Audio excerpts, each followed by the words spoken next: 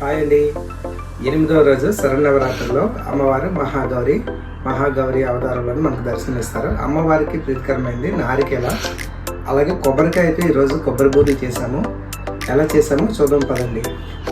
Hi, hello, నమస్తే, welcome back to Raju kitchen.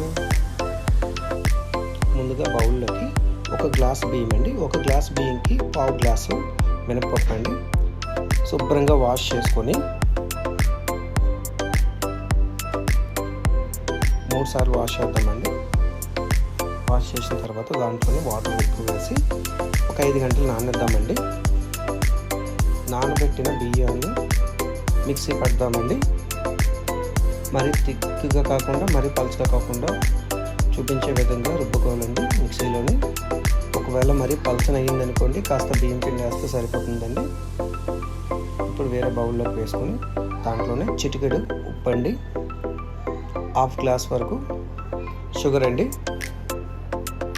రెండు కూడా మొత్తంగా కలిసేటట్టు కలిపి ఒక 15 నిమిషాలు పక్కన పెట్టుకుందామండి.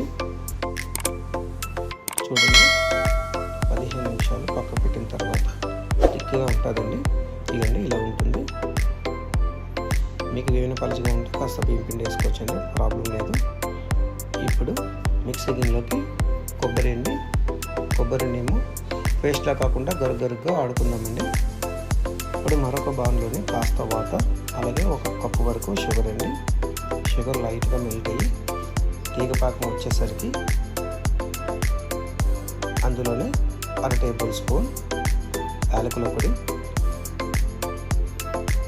పాకం కొంచెం తీగపాకం వచ్చిందండి. ఇప్పుడు ఇందులోనే ముందుగా మనం మిక్సీ పట్టుకున్నాం కదండి కొబ్బరి, ఆ కొబ్బరి కూడా వేసి కొబ్బరి పచ్చివాసన పోయి పూర్తిగా వేగాలండి. వేగినంత వరకు ఉంచితే పర్ఫెక్ట్గా సరిపోతుందండి పూర్ణంకి. చూడండి, ఆల్మోస్ట్ అయిపోయినట్టేనండి.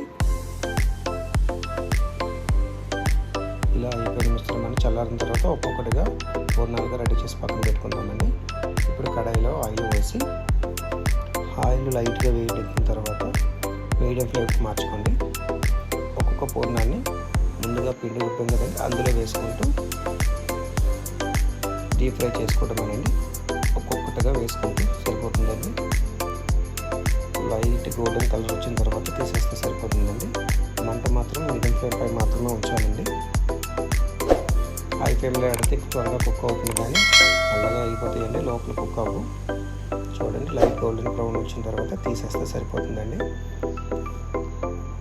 కొబ్బరి పూర్ణాలు రెడీ అండి. చూడండి, పర్ఫెక్ట్గా వచ్చాయండి పూర్ణాలు.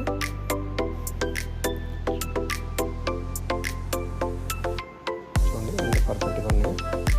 అమ్మవారికి నైవేద్యంగా పెట్టిన తర్వాత ఎలా ఉందో టేస్ట్ చేసి చెప్దామండి.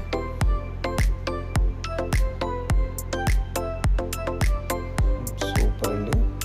కొత్త వాళ్ళు ఎవరైనా సరే సబ్స్క్రైబ్ చేయండి. Thank you for watching.